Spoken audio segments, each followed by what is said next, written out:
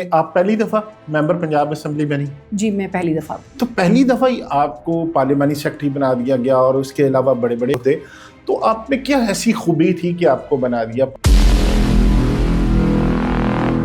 یہ M D CAT ہے، یہ جسٹیفیکیشن ہے؟ پھر یہ زیادتی کہ ایک طرف گورنمنٹ اعلان کرتی ہے کہ یہ 16 اگست کو ایم ڈی کیٹ ہوگا، اب فیسیں دے کے بچوں کے ابھی پریکٹیکل ہو رہے ہیں، تیاری بھی ایم ڈی کیٹ کی کر رہے ہیں اور ساتھ ساتھ پریکٹیکل بھی دے رہے ہیں، رزلٹ بھی نہیں ابھی آیا. تو یہ اتنی زیادتی، اتنا ایجوکیشن سسٹم کمپلیکس بنایا ہوا ہے. تو اگر آپ نے اپنی محنت سے وہ ایف ایس سی کی ہے تو آپ ایم ڈی کیٹ بھی کر لیں گے، اور اگر آپ نے اپنی محنت سے وہ نہیں کی تو ظاہر ہے کہ وہاں پہ آپ کا پول کھل جائے گا. مجھے ایک بات بتائیے، پارٹ 1 میں بھی آ گیا، ایف ایس سی پارٹ 2 میں بھی آ گیا. ایم ڈی کیٹ میں 3 گھنٹے کا ایگزام، کسی وجہ سے میں لوز کر گیا، میری طبیعت نہیں ٹھیک، مجھے اس دن کوئی پرابلم ہو گیا تو میں تو گیا. یہ تو پھر آپ کے ساتھ ایف ایس سی کے ایگزام میں بھی ہو سکتا ہے، یہ تو کسی بھی ایگزام میں ہو سکتا ہے. کیا آپ سمجھتی ہیں کہ صرف بڑی بڑی بلڈنگز بنانے، ہاسپٹلز بنانے سے عام عوام کو ریلیف مل جائے گا؟ جتنا بھی آپ اچھا ہاسپٹل بنا لیں، اگر آپ کے ڈاکٹرز یا آپ کا سٹاف جو ہے وہ کوآپریٹو نہیں ہے یا وہ کمفرٹیبل ایٹماسفیئر میں نہیں ہے، تو اوبیسلی وہ اس طرح سے اچھا پرفارم نہیں کر سکے گا. گورنمنٹ نے کہا ہوا کہ فری میڈیسن ملنی چاہیے تو ہمیں نہیں ملتی، تو کیا کوئی مافیا ہے جو بیچ دیتا ہے؟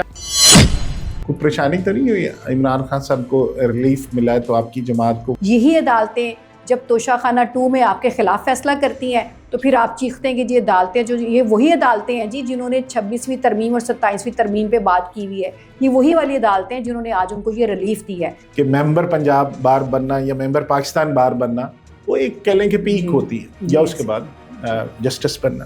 تو کس طرح یہ سفر شروع ہوا بغیر کسی پولیٹیکل خاندان کے سیاست میں آنا اور پھر ممبر بننا؟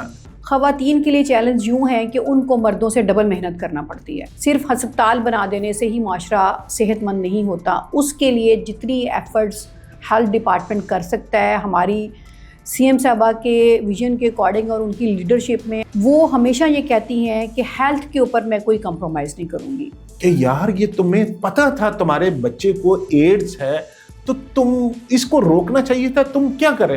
کہتا اس نے کہتا میرا دل کیا کہ میں اس کو نا مطلب کیا کہہ دوں گا، میں اس کا مار دوں. کہ اس آگے سے اس کا جواب پتہ کیا تھا؟ وہ کہتا ہے جی کہ اگر ساڑھے بچے نوں ہے پھر دوسرے دے بھی نہیں ہوئے.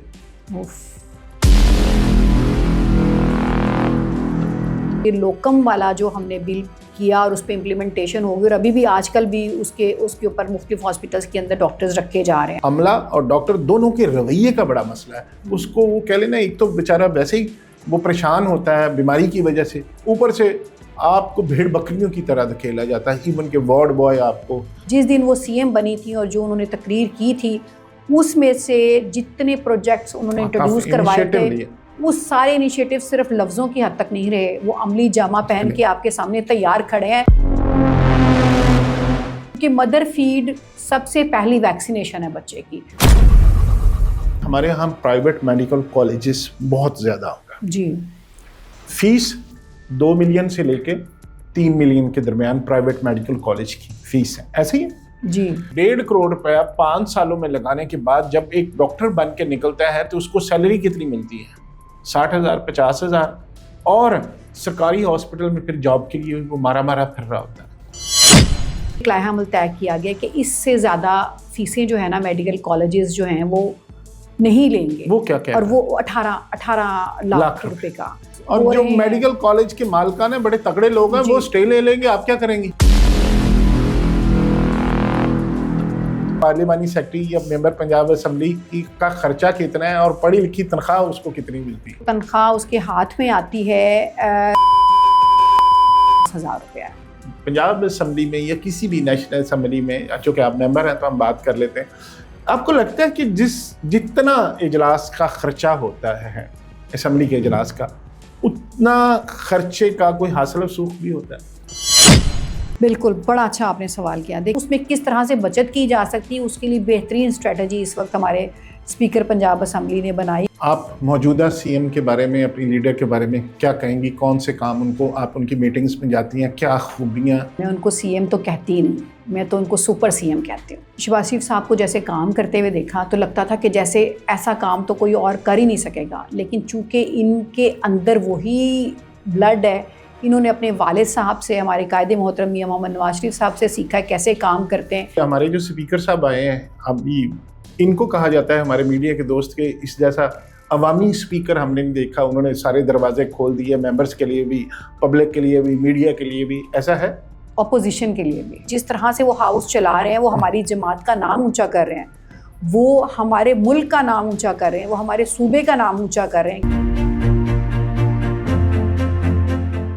बिस्मिल्लाहिर्रहमानिर्रहीम, अस्सलाम वालेकुम दोस्तों, मैं हूं नईम साकिब और आज की गलबात बड़ी स्पेशल गलबात। आप भी सोचते होंगे कि मैं जो भी गलबात मतलब शुरू करता हूं तो कहता हूं बड़ी स्पेशल है। आज इस लिहाज से भी स्पेशल है कि आज मेरे साथ ही खातून मौजूद हैं। खातून का तारुफ मैं बाद में करवाता हूं, लेकिन स्पेशल इस लिहाज से कि जब कोई खातून हम देखते हैं, ख़ासकर आजकल के दौर में, ख़ासकर रीसेंट पास से एक हमने देखा कि हमारी बच्चियां सड़कों पर बाहर स्कूटियां चला रही हैं। हमने देखा कि बहुत सारी ख़वातीन ऐसे काम कर रही हैं जो शायद पहले सिर्फ मर्द ही करते थे। यानी एक तरह से ख़वातीन की वुमेन एम्पावरमेंट हमें नज़र आ रही है माशरे के हर हिस्से में। ख़वातीन पार्लियामेंट में भी जा रही हैं, पहले भी थी, और आजकल ख़ासकर इस दौरे हुकूमत में हमने तो ये देखा कि ख़वातीन, बहुत सारी मिनिस्टर्स भी ख़वातीन हैं, बहुत सारे शोबे उन्होंने संभाले हुए। और हमारी अगर मैं बात करूं तो हमारी जो पंजाब की चीफ़ जस्टिस साहब हैं वो भी एक खातून हैं। और इत्तेफाक की बात है कि आज जो मेरे साथ गेस्ट मौजूद हैं उनका ताल्लुक़ सियासत से भी है और उनका ताल्लुक़ वकालत से भी है। वो एक ऐसी खातून हैं कि जिन्होंने जब अपने दौरे हुकूमत में वो पंजाब बार काउंसिल की, यानी अपने दौरे हुकूमत से मुराद है कि अपने टेन्योर में जब वो पंजाब बार काउंसिल की मेंबर थी तो पाकिस्तान की वो वाहिद एक फ़ीमेल मेंबर बनी बार की। ये उनकी कह लें कि एक तरह की स्पेशलाइजेशन भी थी, ये उनकी एक क्रेडिट पे भी बात जाती है। उसके बाद वो सियासत में आई, सियासत में आने के बाद मेंबर पंजाब असम्बली बनी और फिर उनको स्पेशलाइज्ड हेल्थ का उनको शोबा दिया गया, पार्लियामानी सेक्रेटरी बनी। इसके अलावा टास्क फोर्स की टीम का हिस्सा हैं। इसके अलावा वो इंक्लूसिविटी, कोई गवर्नेंस, मुझे तो पूरा लफ्ज़ भी नहीं कहना आ रहा, इंक्लूसिव इतना पता है कि गवर्नेंस की भी वो कोई चेयरमैन या उसकी मेंबर हैं, उसको हेड कर रही हैं। तो इतने सारे मतलब कह लें पोर्टफोलियो उनका इतना बड़ा है, इतने सारे शोबे उन्होंने संभाले हुए हैं। तो मैं उनको कहूँगा कि अगर वो कहते हैं ना कि एक आयरन लेडी, तो मेरे लिए तो ये, मेरे सामने तो उनके लिए यही लफ्ज़ बनता है। तो मेरे साथ मौजूद हैं मेंबर पंजाब असम्बली, साबिक मेंबर पंजाब बार कौंसल, और जो जितने मैंने वो गुनाहे हैं वो भी आप इसमें शामिल कर लें। रुशदा लोधी साहब, वेलकम मैडम। जी बहुत शुक्रिया आपका। आज आप तशरीफ़ लाई, आपका ज़ाहिर है स्केड्यूल बड़ा बिजी था, और लेकिन मेरे लिए बड़ी ऑनर की बात है कि आज आपसे गपशप भी हो रही है। और इस लिहाज से भी इम्पॉर्टेंट है कि आप अपने तौर पे, आपका जो गपशप हुई थी तो आपका कोई बैकग्राउंड पॉलिटिकल नहीं था, आप अपने बलबोते पे, अपनी मेहनत पे आप आगे आई, आपने वकालत भी की, वकला की सियासत में भी आपने बड़ा काम किया। उसका जो एक होता है ना कि मेंबर पंजाब बार बनना या मेंबर पाकिस्तान बार बनना, वो एक कह लें कि पीक होती है, या उसके बाद जस्टिस बनना।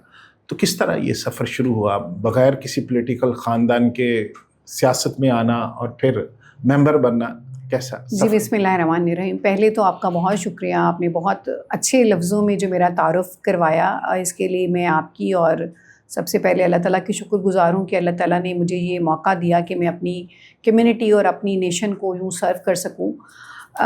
सियासत का सफ़र कुछ यूँ है कि मेरा ग्रेजुएशन के बाद मेरा प्लान था कि मैंने लॉ करना है, और मैंने अपने बड़े भाई से कहा, क्योंकि मेरे फ़ादर उस वक्त नहीं थे, अल्लाह ताला को प्यारे हो गए थे, तो हमने उनको अपने बड़े भाई को ही फ़ादर की जगह देखा है। उन्होंने कहा जी ज़रूर करें, क्योंकि हमारी फ़ैमिली में एजुकेशन को बहुत ज़्यादा प्रमोट किया जाता है। ख़वातीन की तालीम हो या मर्दों की तालीम हो, कहा जाता है कि जी पढ़ें, और एजुकेशन के अंदर ही सारी कामयाबी के राज हैं।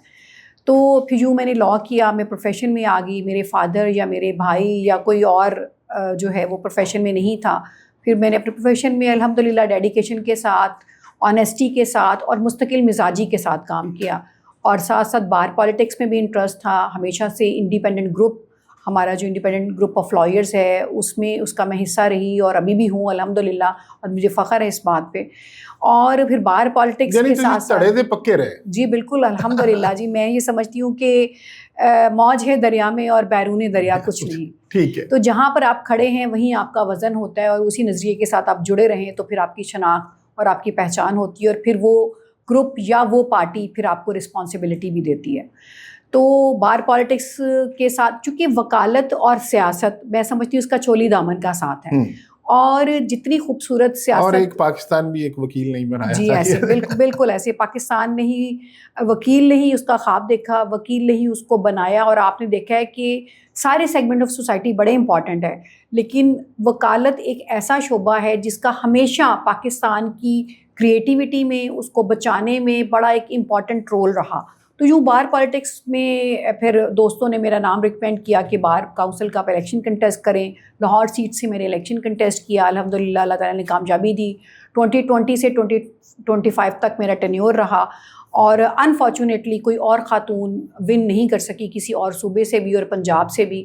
پنجاب میں واحد خاتون ممبر پنجاب بار کونسل رہی 2020 سے 25 تک, اور اپنی کمیونٹی کو سرو کرنے کی کوشش کی. ابھی بھی میری کوشش ہوتی ہے کہ جو میری کمیونٹی ہے اور میری کانسٹیٹنسی ہے, ہر جگہ کے جو لوگ میرے پاس آتے ہیں تو میں ان کی خدمت کر سکوں. پھر پارٹی نے جو کہ میں سینئر وائس پریزیڈنٹ بھی ہوں مسلم لیگ نون لائرز فورم کی, تو لائرز فورم کی جانب سے ہی میرا نام ریکمینڈ ہوا ٹکٹ کے لیے. پارٹی نے الحمدللہ ٹکٹ دیا, اعتماد کیا, اور جس طرح ہماری پارٹی اپنی نیشن اپنے ملک کے لیے سرو کرتی ہے اسی طرح سے میں نے اپنے ملک, اپنے صوبے اور اپنی پارٹی کے لیے سرو کیا اور کر رہی ہوں. کوشش کرتے ہیں کہ جی پازیٹیوٹی کے ساتھ ہر بہتر وہ قدم جو پاکستان کو کامیابی کی طرف لے جائے اس پہ چلتے رہیں. اچھا میڈم یہ بتائیے گا کہ ایک خاتون ہونے کے ناطے آپ کو کیا لگتا ہے کہ جو خواتین سیاست میں آنا چاہیے ان کے لیے کیا کیا چیلنجز ہو سکتے ہیں؟ آپ کو کیا چیلنج فیس کرنے پڑے؟ دیکھیے میں سمجھتی ہوں کہ یوزلی یہ سمجھا جاتا ہے کہ خواتین کا کوئی بیک گراؤنڈ ہوگا, اس کے فادر پالیٹیشین ہوں گے, ان کے بھائی پالیٹیشین ہوں گے, یا ان کے ہسبینڈ پالیٹیشین ہوں گے, تو ہی پالیٹکس میں وہ سکسیزفل ہو سکتی ہیں. چاہے پالیٹکس یا آپ کسی کی منظوری نظر ہوں گی, جی چاہے آپ کی پالیٹکس ہے, چاہے آپ کا کوئی بھی پروفیشن ہے, وکالت ہے, پالیٹکس ہے, یا کسی بھی فیلڈ میں آپ کام کرتے ہیں بحیثیت خاتون یا مرد. خواتین کے لیے چیلنج یوں ہے کہ ان کو مردوں سے ڈبل محنت کرنا پڑتی ہے, لیکن اس کا فائدہ بھی ہو جاتا ہے کبھی کبھی. میں نے خود یہ دیکھا کہ جب روسٹرم پر میں تیاری کے ساتھ گئی اور دوسری طرف سے ایک مرد وکیل ہے اور وہ سمجھا کہ خاتون وکیل ہے تو شاید میں جو ہے نا وہ اپنا کیس ون کر لوں گا, لیکن نہیں. جو تیار ہو کے جاتا ہے, جو پڑھ کے جاتا ہے, جو محنت کر کے جاتا ہے, دن اس کا ہوتا ہے. اسی طرح سے پالیٹکس میں بھی دو چیزیں میں سمجھتی ہوں بڑی امپورٹنٹ ہیں. ایک آپ کی مستقل مزاجی اور ایک آپ کی محنت اور ایمانداری کے ساتھ آپ اس پارٹی یا اس گروپ کے ساتھ جڑے رہیں جہاں پر آپ کھڑے ہیں. یہی آپ کی کامیابی ہے. اور سیاست میں آپ کیسے کامیاب ہو سکتی ہیں؟ سیاست میں بھی میں نے یہی آپ کو بتایا کہ جس سیاست کے اندر بھی ایک تو آپ کی ایجوکیشن بڑا میٹر کرتی ہے. میں سمجھتی ہوں کہ ایجوکیٹڈ انسان یوزلی جس بھی فیلڈ میں جاتا ہے وہ کامیابی کے جھنڈے ضرور گاڑتا ہے, اور اس کے ساتھ مستقل مزاجی اور آپ کی اپنے ملک کے ساتھ لائلٹی, اس کے بعد اپنی پارٹی کے ساتھ لائلٹی, یہ آپ کو سکسیزفل بنا. اچھا میڈم آپ پہلی دفعہ ممبر پنجاب اسمبلی بنی؟ جی میں پہلی دفعہ. تو پہلی دفعہ ہی آپ کو پارلیمانی سیکرٹری بنا دیا گیا اور اس کے علاوہ بڑے بڑے آپ کو وہ دے دیے گئے ہوتے, تو آپ میں کیا ایسی خوبی تھی کہ آپ کو بنا دیا؟ پارٹی نے کیا سمجھ کے کیا؟ دیکھیے جیسے میں نے آپ کو بتایا کہ میرا تو کوئی پولیٹیکل بیک گراؤنڈ ہے نہیں, جی. تو میں یہ سمجھتی ہوں کہ میری پارٹی لیڈرشپ ہمیشہ میرٹ پہ فیصلہ کرتی ہے, اور میرٹ پہ ہی وہ ایسے لوگوں کو ذمہ داریاں دیتی ہے جن کے بارے میں وہ سمجھتی ہے کہ یہ اپنے صوبے کو, اپنے ملک کو اچھے طریقے سے سرو کر سکیں گے, اور ان کے اندر یہ کوالٹی ہے کہ وہ یہ کام کر سکتے ہیں اور ذمہ داری نبھا سکتے ہیں. جسٹ لائک جیسے میں نئی جو پارلیمنٹری سیکرٹری کی مجھے رسپانسبلٹی بنی, میں آپ کو بالکل ٹرو بتاؤں گی کہ میں گھر بیٹھی ہوئی تھی اور مجھے گھر میں کال آئی. آپ نے اس کے لیے کوشش نہیں کی تھی؟ نہ, نیور ایور. وہ ہوتی ہے نا گروپنگ کرنی ہے ادھر سے, اس لیے کیونکہ میرے ذہن میں یہ تھا کہ میرا یہ پہلا ٹینیور ہے, ابھی تو میں نے لرن کرنا ہے, اور بالکل میں نے نہیں سوچا. میں نے صرف اپنے استاد محترم سے، اپنے بڑے بھائی ہمارے اعظم نذیر تارڑ صاحب جو کہ وہ ہمارے گروپ لیڈر بھی ہیں اور ہمیشہ بڑے بھائیوں کی طرح ان کی شفقت رہی، تو ان سے گائیڈ لائن لی تھی کہ بھائی اب میں ایم پی اے بن گئی اور میں نے کیا کرنا ہے. انہوں نے کہا بیٹا محنت کرنی ہے، کام کرنا ہے اور کام کر کے دکھانا ہے. جب آپ کام کریں گی تو ذمہ داریاں آپ کو خود ملیں گی. وہ جو ایک نصیحت تھی اس کو پکڑا اور جو ذمہ داری ملتی چلی گئی اس کے اوپر محنت کی، کام کیا اور پوری ڈیڈیکیشن اور ایمانداری کے ساتھ کیا. اور گھر بیٹھے میں نے کسی کو کال کر کے نہیں کہا مجھے فلاں بنا دیں، مجھے یہ بنا دیں، مجھے وہ بنا دیں. مجھے گھر بیٹھے میرے ہیلتھ منسٹر صاحب کی، خواجہ سلمان رفیق صاحب کی کال آئی کہ میں نے آپ کو کام کرتے ہوئے آبزرو کیا ہے اور میں نے آپ کا نام سمری بنا کے سی ایم آفس بھیج دیا ہے کہ آپ کو، میں چاہتا ہوں کہ آپ میرے ساتھ پارلیمنٹری سیکرٹری ہیلتھ کے طور پر کام کریں. اور میرے لیے وہ بہت بڑا ایک اعزاز تھا اور آنر تھا کہ انہوں نے میرا نام چوز کیا اور میں نے ان کا شکریہ ادا کیا. اور میں نے کہا جی اگر آپ نے مجھ پہ ٹرسٹ کیا ہے تو غلطیاں تو ہو سکتی ہیں لیکن محنت اور ایمانداری میں کبھی آپ کو کوئی کمی نظر نہیں آئے گی. اور میں نے کوشش کی کہ میں اسی طرح سے کام کروں. اور پھر سی ایم آفس سے فائنلی مجھے کال آ گئی کہ آپ کو پارلیمنٹری سیکرٹری کا آپ کا نوٹیفیکیشن ہو گیا. اور یوزلی لوگ یہ کہتے تھے کہ جی آپ کا ڈپارٹمنٹ لاء ہے اور آپ کو ہیلتھ مل گیا. میں نے کہا اس سے پہلے کہ آپ اگلا سوال کریں میں پہلے ہی آپ کو ایکسپلین کر دوں. شروع میں مجھے بھی ایسی فیلنگ آئی لیکن جب میں نے دیکھا کہ جو پارلیمنٹری سیکرٹری ہے اس کا کام بھی بیسیکلی ایڈوکیسی کرتی ہے. بالکل وہ چاہے کسی ڈپارٹمنٹ کی ایڈوکیسی ہو، وہ چاہے منسٹری کی ایڈوکیسی ہو، یا وہ آپ بہت بہتر انداز میں جانتے ہیں کہ پارلیمنٹری سیکرٹری سے سوالات پوچھے جاتے ہیں، وہ ہمیشہ جواب دہ ہوتا ہے. اس کو چاہے ٹریجری بینچز ہوں یا اپوزیشن کے بینچز ہوں، ہمیشہ وہ جواب دہ رہتا ہے. تو میں سمجھتی ہوں کہ ایک وکیل جو ہے نا اس کام کے لیے یا اس جاب کے لیے بڑا اپروپریٹ رہتا ہے. تو شاید اس وجہ سے انہوں نے جو ہے وہ میرا نام دیا اور میں اس میں کوشش کرتی ہوں کہ محنت کے ساتھ اپنا کام کروں. اچھا، آپ جب parliamentary secretary for health education بنی تو آپ نے کیا اس میں دیکھا کہ آپ کی ترجیحات کیا ہونی چاہیے، کس طرح اس کو بہتر کرنے کی ضرورت ہے اس ڈپارٹمنٹ کو؟ دیکھیں میری جو پہلی ترجیح ہے یا جو میری سی ایم محترمہ مریم نواز شریف صاحبہ کا ویژن ہے یا پھر میرے ہیلتھ منسٹر کا ویژن ہے، میں نے اس میں یہ دیکھا ہے کہ یوزلی لوگ سمجھتے ہیں کہ صرف ہاسپٹلس بڑے بڑے بنا دینے سے، فری میڈیسنز دے دینے سے ہیلتھ بہت اچھی ہو جاتی ہے. یہ ایک فیکٹر ہے لیکن ہمارا جو ٹارگٹ ہے وہ صرف یہ نہیں ہے کہ ہم نے ہاسپٹلس بنا دینے اور فری ادویات دے دینی. ہمارا ٹارگٹ یہ ہے کہ ہم نے ایک صحت مند معاشرے کی تشکیل کرنی ہے. صرف ہسپتال بنا دینے سے ہی معاشرہ صحت مند نہیں ہوتا. اس کے لیے جتنی ایفرٹس ہیلتھ ڈپارٹمنٹ کر سکتا ہے، ہماری سی ایم صاحبہ کے ویژن کے اکارڈنگ اور ان کی لیڈرشپ میں under the umbrella of CM, وہ ہمیشہ یہ کہتی ہیں کہ ہیلتھ کے اوپر میں کوئی کمپرومائز نہیں کروں گی. اور اس کے لیے چاہے پھر بجٹ کی بات آئے، اس کے لیے ہاسپٹل بنانے کی بات آئے، اس کے لیے پریونشن کے اوپر کام کرنے کی بات آئے، ہر طرح سے وہ ہمیشہ اویلیبل بھی رہتی ہیں اور ہمیں سپورٹ بھی کرتی ہیں اور ہمیشہ اس کے اوپر چیک بھی رکھتی ہیں. اور ایک بڑی انٹرسٹنگ میں آپ کو بات ان کی بتاؤں کہ میں نے جب بھی ان کے ساتھ میٹنگ ہوئی اور انہوں نے بلایا اور مجھے موقع ملا تو میں نے ان میں ایک چیز دیکھی ہے کہ وہ جب ایجوکیشن سے ریلیٹڈ میٹنگ کر رہی ہوتی ہیں تو ایسے ان کو دیکھ کے لگتا ہے کہ جیسے کوئی ایجوکیشنسٹ بیٹھا ہوا ہے. اور جب وہ ہیلتھ کے اوپر میٹنگ کر رہی ہوتی ہیں تو ایسے لگتا ہے کہ جیسے کوئی ڈاکٹر، ان کے پاس وہ ٹرمز ہوتی ہیں جو شاید ڈاکٹرز بھی بڑے سینئر ہی ہوں گے جو جانتے ہوں گے. تو وہ پوری پریپریشن کے ساتھ آتی ہیں اور ہم ظاہر ہے پھر اپنے لیڈر سے سیکھنے کی کوشش کرتے ہیں. تو جو ہیلتھ ڈپارٹمنٹ ہمیں ملا ہے اس میں ہماری اولین ترجیح یہ ہے کہ ہم اپنے تمام شہریوں کو without any discrimination of any political affiliation, even میں تو یہ بھی کہوں گی کہ ہمارے پنجاب کے جو دروازے ہیں دوسرے صوبوں کے لیے بھی کھلے ہیں. میں چلڈرن ہاسپٹل گئی، ڈفرینٹ ہاسپٹلس کے اندر میرا چکر لگتا رہتا ہے کیونکہ اگر آپ نے ایز اے پارلیمنٹری سیکرٹری کام کرنا ہے تو جو فرسٹ ہینڈ نالج ہے وہ آپ کے لیے سب سے زیادہ افیکٹو ہوتا ہے کہ آپ خود جائیں، خود آبزرو کریں، دیکھیں ہاسپٹل میں کیسے کام ہو رہا ہے، کیسے ہیلتھ سینٹرز کے اندر کام ہو رہا ہے، کیسے شہروں میں کام ہو رہا ہے، کیسے گاؤں میں کام ہو رہا ہے. تو میری اکثر کوشش رہتی ہے کہ میں خود جاؤں، وزٹ کروں اور آبزرو کروں اور دیکھ کے آؤں سارے معاملات کو. تو میں نے دیکھا، میں آپ کو ایک ایگزامپل دوں گی چلڈرن ہاسپٹل کی، کہ وہاں پہ جب یہ بچوں کی ہیلتھ ہارٹ سرجری کا جو کارڈ ہے وہ سی ایم صاحبہ نے متعارف کرایا تو وہاں پر وزیرستان سے بچے آئے ہوئے تھے, وہاں پہ خیبر پختونخوا سے بچے آئے ہوئے تھے, وہاں پہ افغانستان سے بچے آئے ہوئے تھے, اور کوئی بیریئر نہیں ہے.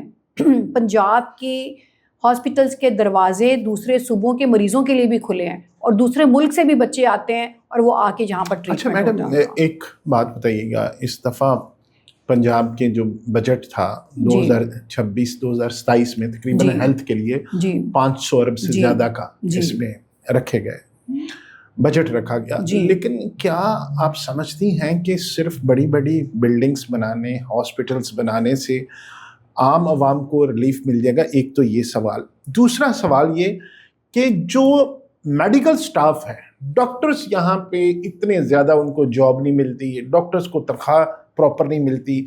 جب ڈاکٹر کو جو میڈیکل فیسلٹی دینے والا ڈاکٹر سٹاف یا نرسز ہیں ان کو اپروپریٹ آپ انوائرمنٹ نہیں دیں گے, ان کو کنڈیوسو آپ حالات پیدا ان کے لیے نہیں کریں گے, ان کو مطلب اس طرح کا پیکج نہیں ملے گا کہ وہ فری آف مائنڈ ہو کے سرکاری ہاسپٹلس میں کام کر سکیں, تو اس پہ سوچنے کی نہیں ضرورت؟ دیکھیں جو آپ نے بات کہی ہے وہ کسی حد تک کچھ عرصہ پہلے تک درست تھی, اب درست نہیں ہے. کیونکہ ابھی آپ کو معلوم ہے کہ Nawaz Sharif cancer care institute جو ہے عنقریب اس کا انوگریشن ہونے جا رہا ہے, اور آپ کو پتہ ہے کہ اس کے جو ڈین ہوں گے جو اس کو چلائیں گے وہ امریکہ سے ہم بلا رہے ہیں ڈاکٹر, اور ان کو ایک بہترین پیکج دے رہے ہیں. اسی طرح سے ڈفرینٹ فیلڈز جہاں پہ ہمیں لگتا ہے کہ یہاں پہ سرجنز کم ہیں, یہاں پہ پیڈیاٹرک سرجن کم ہیں, اور یہاں پر فلاں ڈاکٹر کم ہے, تو چاہے ہمیں اس کو ہائی پیکج دے کے باہر سے کیوں نہ بلانا پڑے. یہ سی ایم صاحبہ کا ویژن ہے, انہوں نے خود, میں نے ان کے منہ سے یہ خود بات سنی ہے کہ انہوں نے کہا جی کتنا بھی پیکج دینا پڑے ہمیں اچھے ڈاکٹرز اپنے ملک کے اندر چاہیے, اور ہم یہ دیں گے, اور اس پہ بہتری آ رہی ہے. اور پوری طرح سے کوشش کی جا رہی ہے کہ جب ہاسپٹل اچھا بنے اس کے اندر جو مشینری یا ایکوپمنٹس ہوں وہ بہترین ہوں پیشنٹس کے لیے. تو اسی طرح سے اس پر بھی بھرپور فوکس ہے کہ medical staff, doctors, paramedic staff, nurses اور باقی ہیلتھ ورکرز جو ہیں وہ ان کو بھی ساتھ لے کے چلا جائے. کیونکہ جتنا بھی آپ اچھا ہاسپٹل بنا لیں, اگر آپ کے ڈاکٹرز یا آپ کا سٹاف جو ہے وہ کوآپریٹیو نہیں ہے یا وہ کمفرٹیبل ایٹماسفیئر میں نہیں ہے, تو اوبیسلی وہ اس طرح سے اچھا پرفارم نہیں کر سکے گا. لیکن آپ جانتے ہیں کہ ہمارے ہاں اس وقت انفارچونیٹلی ہماری اوور آل جو سوسائٹی ہے, ہمارے ہاں کانسیپٹ ہی نہیں ہے پریونشن کا نا. ہم کہتے ہیں ہم 2 پراٹھے کھا لیں, ہم دوپہر کو بھی پراٹھا کھا لیں, اور ہم رات کو 12 بجے پیزا, برگر اور یہ سب کچھ منگوا کے کھائیں, اور اس کے بعد پھر اگلے دن چاہے ہمیں ہاسپٹل میں ہی کیوں نہ جانا پڑے.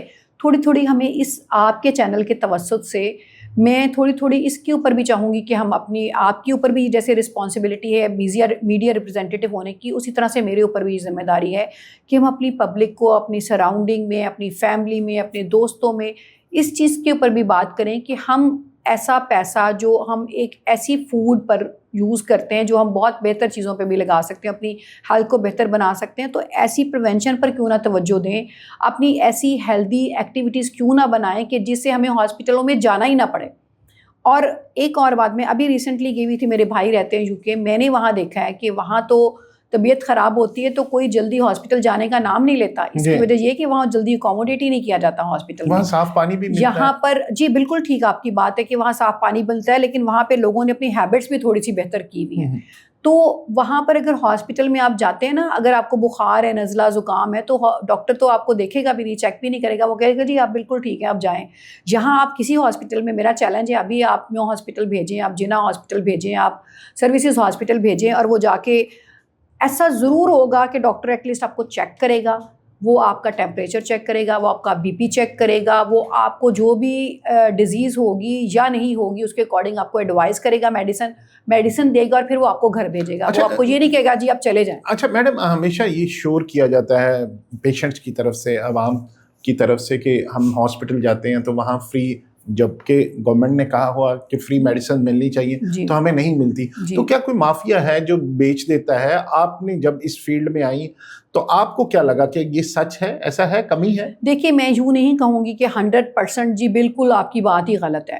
ایسا ہوتا ہے, چانسز ایسے ہو جاتے ہیں, بعض اوقات ایسا دیکھنے میں آیا, ایسے کیسز سامنے آئے, لیکن پھر ہوا یہ کہ اس کے اوپر اسٹرکٹ ایکشن بھی لیا گیا, بھرپور طریقے سے ایکشن لیا گیا. ایسی قوتوں, ایسی طاقتوں یا ایسے جو کلپریٹس ہیں ان کو انجام تک بھی پہنچایا گیا.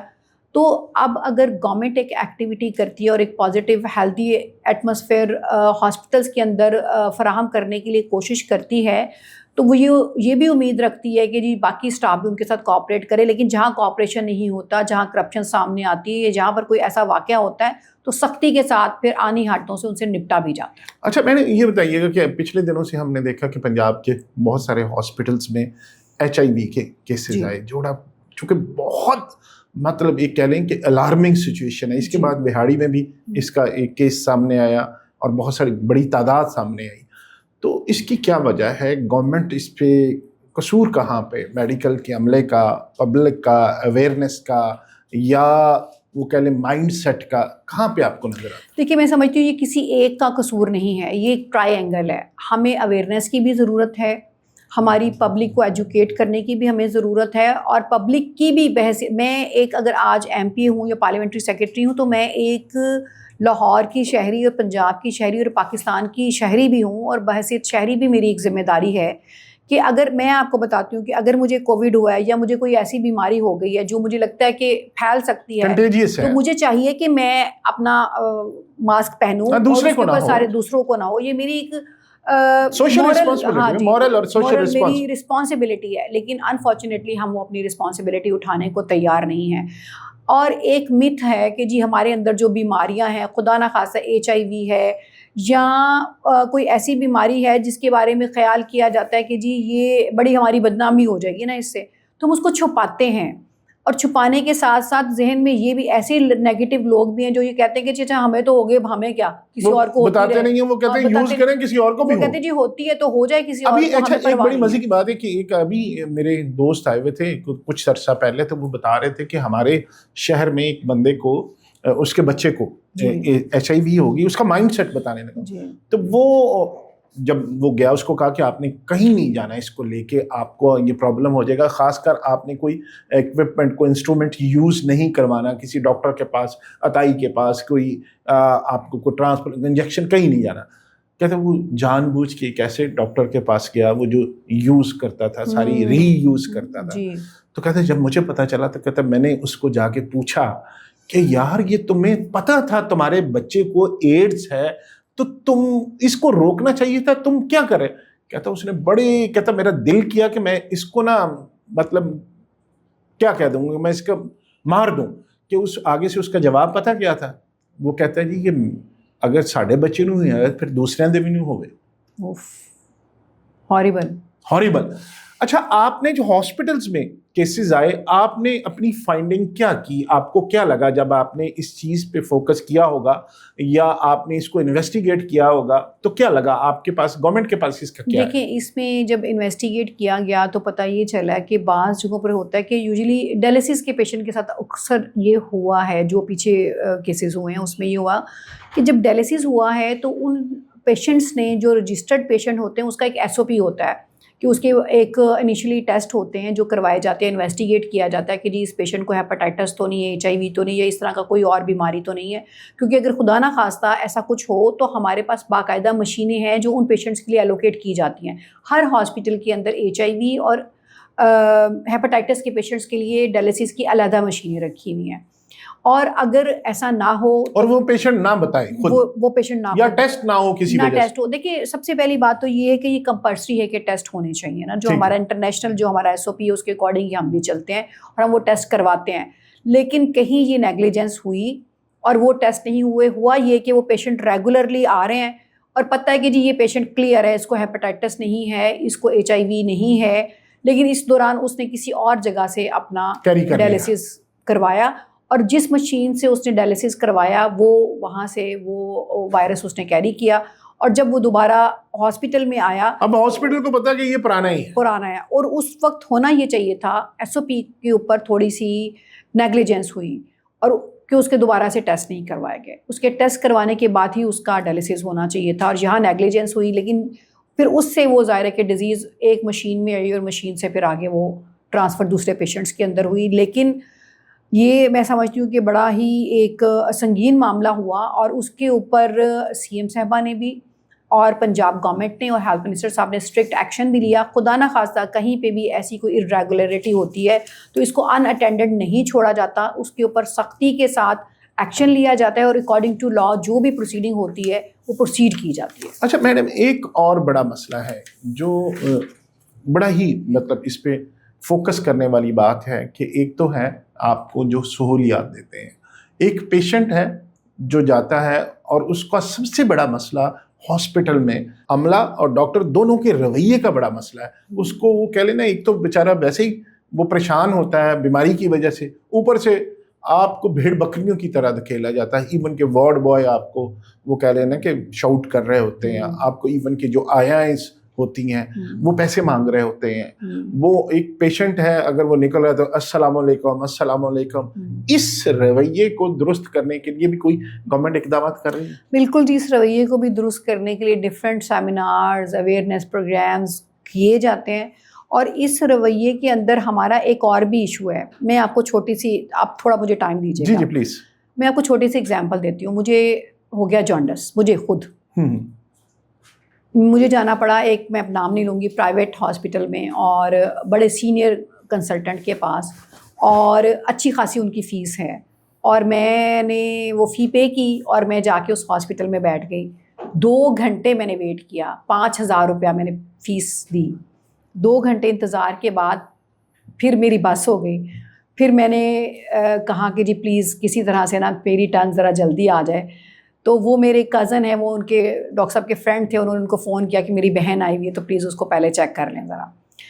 اور پھر میں گئی, میرا چیک اپ ہوا اور میں آ گئی. اب یہ آپ کو بتا رہی ہوں, لیکن میرا چیلنج ہے, آپ ابھی کسی پیشنٹ کو یہاں سے بھیجیں جنا ہاسپٹل یا کسی بھی گورنمنٹ ہاسپٹل, 10 سے 15 منٹ کے بعد نا پیشنٹ جو ہے نا اس کا ختم ہو جائے گا اسٹیمنا. وہ کہے گا جی میرے ساتھ تو بہت برا سلوک ہوا اور مجھے بہت دیر انتظار کرنا پڑا اور مجھے ڈاکٹر نے چیک نہیں کیا.